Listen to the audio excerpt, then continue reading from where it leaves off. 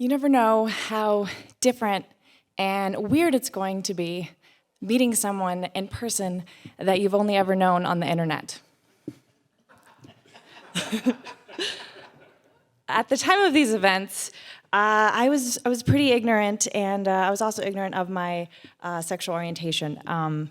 I'm a queer, and I'm out. And at the time, I was very convinced that I was supposed to be heterosexual, and I was brainwashed that I should go off and find Prince Charming and live happily ever after. Thank you, Disney. I met Sam when I was 15 years old. I was living in Arizona in 2003, and he lived in Illinois, and we were both playing this online video game called Conquer. And you could join guilds and fight monsters, obviously, and also get married, which is a little weird.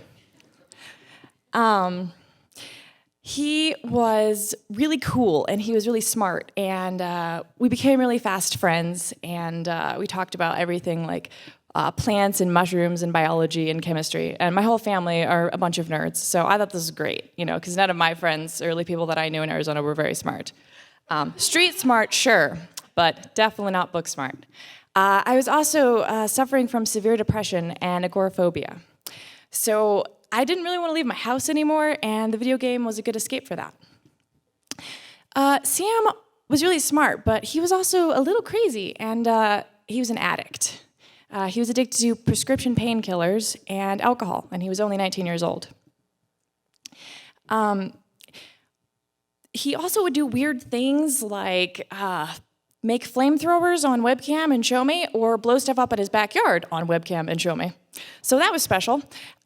He was also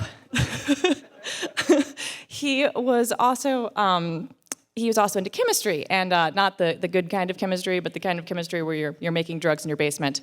So he would do things like that, and then not leave the windows open, and then get sick from the fumes, and then tell me about it. So he was a character. He had a weird story for pretty much everything, a crazy story, and I, honest to God, never believed him. I was like, this dude is nuts. One night, though, because we became so close, Sam got really drunk, and he confessed his undying love for me. And I was like, dude, I'm 15 years old, and I'm like a virgin, and I kind of like living with my parents, and I think we're good. I don't think this is gonna happen.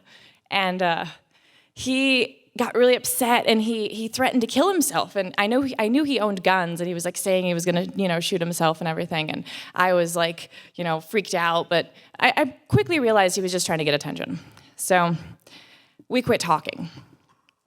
2 years later, and I am living in a town a little ways outside of Seattle, in Shoreline, Washington. And I'm working and living with my family. And I'm like, I don't have any friends, Seattle's not honestly the most social place in the universe. And it's just, it's all the rain. So I was like, well, he used to be my best friend. I'll see what he's up to. So I contact him, we start talking all the time again, and I'm 17 now, and it's, I think, 2005, and of course he still has feelings for me. And, I keep putting it off, I'm just ignoring it, and he just keeps pressuring me, and it's I'm like, okay, you know what, how about this? You're still an addict, and if you get clean, sure. Well, I actually didn't believe that he would really get clean, but he did, because apparently, I was his one true love. So, I started to convince myself that he was my soulmate or something like that too, and so he asked me to give him a chance. And when I was 18, I agreed to move all the way across the country to Illinois, which I had never been to, and he bought a plane ticket. So the day before my flight leaves, and my dad announces that daylight savings time is the next day. And it's 2005, and apparently cell phones aren't that good at connecting with satellites at this time. So I was like, no, Dad, it's fine. I have a cell phone, The next day comes, and no, I missed it. I get down to the airport, and I tell the lady I'm here for my flight, and she's like, your flight just left. And I'm like, oh my God, and I just cry, and I burst into tears, and it's so dramatic. I'm 18 years old, I clearly don't know what's happening. And she just looks at me really weird, and she's like, you can just catch a later flight. And I was like, oh, okay, yeah.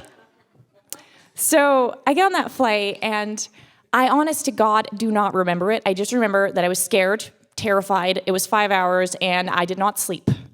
And it was not because I was up in the air like thousands of miles. It was because I was about to meet somebody that I'd never met. I get off the plane, and I see Sam up ahead in the distance, and he's got faded blue mohawk and glasses and like a Metallica t-shirt with holes in it and white army pants and Doc Martens. And I'm like, he's all like hunched over too, because that dude is on the computer way too much. And I was like, oh crap, like what have I done? And I was like, that's Sam, all right, yeah, but like he looks so much tinier like than like when he's on webcam, you know? And it was really weird. And I was like looking him up ahead, and I was like, oh my God, like I have to like, you know, like be like this dramatic moment of like running into his arms or whatever, and I'm like not feeling it, you know, like no, it's not a good plan for me. So I come up to him and I give him a hug, but I don't want to kiss him or anything, you know. So I'm like, I have to go get my baggage. So like I just like run off to the carousel and I get my bags, and he's like, I can carry them, you know, both for you. And I'm fine, it's cool, like I got it. And I'm like, I hold one of them, I'm like holding it between us, like this like shield, you know. I was like, no, I don't have to touch you, because I'm like really freaked out. And I get to. So we get to the parking lot, and, you know, I've got my bags, and he's got this like beat up old pickup truck, and it's like freezing because Illinois autumn is like Colorado winter. It's like it chills you to your bones. I'm like, I wasn't expecting that. I'm from Washington. Like in the winter it gets like 49 degrees, and like you're pretty much, that's as cold as it gets. So it doesn't even snow, except it's like hell freezes over. So we get to the pickup truck, and I throw my bags in the back, and, now we have to get in the truck, and of course, he has to warm the damn thing up. Sorry. And now I'm like, oh, so this is the moment where I'm supposed to kiss him and cuddle in, and I'm like terrified. I'm like, I don't want to do this. Like, oh my God. But I came across the country, and it's like there's supposed to be this dramatic thing, and he's supposed to be my soulmate, and I'm supposed to do this, right? So I do. And it's like really weird, and his hand feels like dough in mine, and his lips feel really alien, and it's just like, it's not okay. And I'm like, God, like I just want to like run back home and just like get back on that plane and just leave, But I'm like, no, I got myself into this, so I'm gonna do this. So we pull up to the place that we're supposed to be living with his best friends. It's like his best friend and his best friend's wife and their son. It's a duplex. And we get in to the house, and we walk in the front door, and the first thing I notice is this gigantic pile of dog pee sitting in front of the couch. And I'm like, oh, that's not a good sign. And this like big bustling woman comes out. I'm gonna call her A, and she greets us, and she seems really sweet, and she's got like a high-pitched voice, and she looks over at the dog pee, and she's like, oh crap, and she runs off, and she comes back with a towel, and I think that she's legitimately gonna clean this thing up, right? Like, oh my God, this is fine now, Nope, she just throws the towel on top of it. I'm like, okay, all right then. So so up ahead, there's like this dark, towering staircase that is going to lead to the bedroom with all of its inferences and expectations. And I am not excited about this. And I'm like, oh, this is bad, like, oh no. So, I climb the stairs, and we get to the bedroom and the entrance of it. And he flips on the light, and I am assaulted by the bedroom of a stoner who bought all of his decorations from the head shop. And there is a giant like tapestry of like this like green Celtic knotwork thing, and then there's like acid posters, and then there's seriously a freaking lava lamp. I'm like, oh no. I turn around, and there's this glowing green closet, and there's 5 weed plants in it. And I'm like, I'm definitely not going to be putting my clothes in that closet. I was not expecting that, by the way. So now is the time where we're supposed to like physically be together, and I know this, and like, oh God, I don't want to do this, but I'm thinking like, well, you convinced yourself to this, and I'm like, I was so stubborn, when I was like 18, I think everybody is, that I was like, well, because I already did this, I don't want everyone to be like, told you so. So I decided to go along with this, which was not a good plan for me. while it was happening, I like started to become really like kind of disoriented because I was like in this place, like in this state I'd never been, in a house I'd never been, with people I'd never met, and it was like getting really weird. And so I started getting this like surreal feeling about it, and I was very detached from it. After it was over, we're just like sitting there, and in an attempt to kind of explain why I had been crazy enough to come across the country and meet this person that, you know, I kind of felt like was almost a stranger right now, I looked in his eyes and I was like, I get it. We're all just infinite. There's no figuring us out. And in that moment, it was like a switch went off in my brain, and suddenly the whole room turned like green, and the hideous tapestry turned 3D and started doing things, and Sam's voice turned like alien, and like I couldn't understand anything that was coming out of his mouth for like 2 minutes, and I was like, oh my God, what is going on? And it felt like I was on a mushroom trip. And I was like, oh, this is really bad because I didn't do anything. And I was like, you know, starting to really freak out. I called my mom, and I was like, Mom, so there's a bunch of weird stuff happening. And I tried explaining it to her, but by this point, my logic was really poor because I was starting to go insane. And she was like, I don't really know what you're saying, and it's like 12 o'clock at night, you know. Well, my body started to turn also completely numb, and I felt like I was like clay, like Gumby. And I have a medical condition. It's called Graves' disease. And when it gets out of control and your thyroid gets out of control, it can cause hallucinations and insanity, and your calcium to leach from your bones into your bloodstream, which makes your whole body feel numb, like you're clay. I didn't know any of this at the time. I had no idea. No idea what's happening to me. I was just like, I didn't take drugs, and this is weird. So I didn't sleep that night because I thought that if I slept, that everything would melt and the entirety of reality would disappear because I didn't agree that it was there. I also became very thirsty, and you know, it was really late, and I was like, we need to go get water. And Sam was like, okay. So I like go to the door, and he's like, wait, Raven, stop. And I'm like, what? I'm looking at him really weird. He's like, you're naked. And I'm like, oh, right, clothes. Wait, what? And he's like, we have roommates? I'm like, right, yeah, clothes, got it. So at this point, my grasp of basic concepts was starting to diminish. So I put on the clothes anyways. The next day, I called my father, and I was like, Dad, I'm seeing stuff, and things are green and doing things, and it's weird. And he's like, well, Raven, all you have to do to come down off of an acid trip is drink vitamin C, is drink orange juice or take vitamin C. And I'm like, but Dad, I'm not on acid. And he's like, oh, well, I don't know how to help you then. And my heart sunk, and I was like, oh, crap. So for 3 days, I did not sleep. I did normal things. I was like, you know, I went grocery shopping with A, and I went to like a clothing bank with her, and I like ate food and made art, and you know, because making art helps me. I went to the library. I love the library. The library, by the way, was very intense. All the books were really crazy looking, because you know.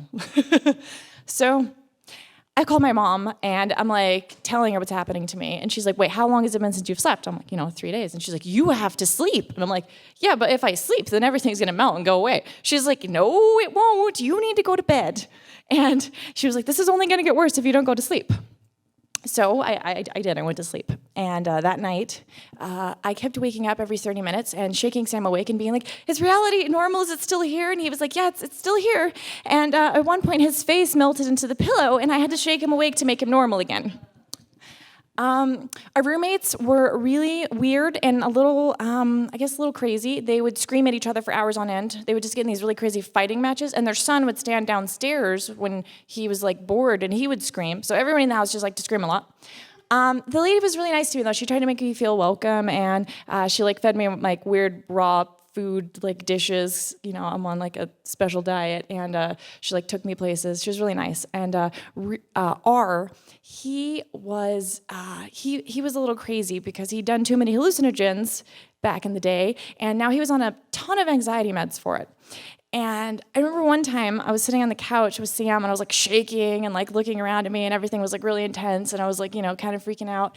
And he just like looks over at me, R does, and he's like, what's wrong with you anyways? And I was like, too much reality.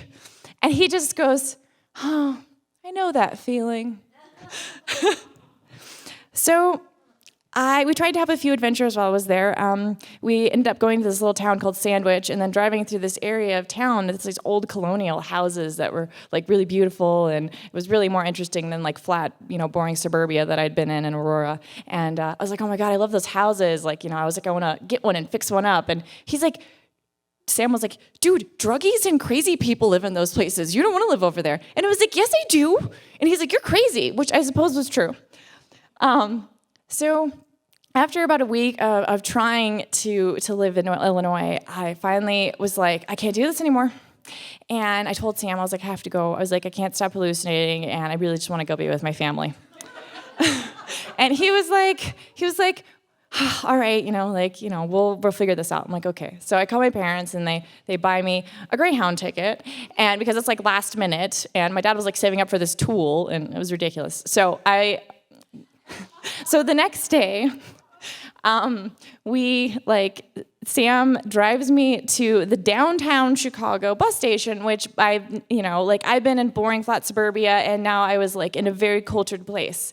There was this actual family of Amish people, which I had never seen in my life, and I was like so amazed by them that I was like trying to draw the man, and then these two black women who had very thick accents were like talking to me about my art, and I started feeling weirdly at home because everyone was so nice to me, and even though it was a bus station, and then I swear to God, a real pimp. Like, he was wearing a purple suit with green alligator shoes, a green hat, and then like a peacock feather. And I was like so amazed. I was like, oh my God, this is so cool. And I was starting to feel a little more normal again, which is, weird, right?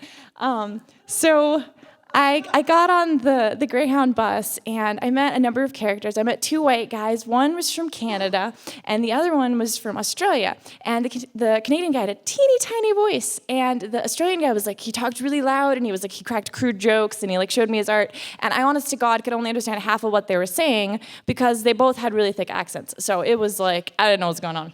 And then I met this girl. She was a biracial girl, and she told me how hard it was growing up in an all-black neighborhood and being half white, and how she was bullied. And we became pretty good friends, and we went to a little diner, and she bought me an omelet because it was broke, and we played on the slot machines because we had both just turned 18, and we won 67 cents. So as the trip was ending, and we were pulling into the Greyhound bus station, and it was actually sunny outside and beautiful, and which is rare for Washington because it's always rainy. And I was like seeing all these weird Seattle lights, and I was like, oh my God, I'm home. Like, thank God. And I was like, I may be crazy, but at least I'm home. And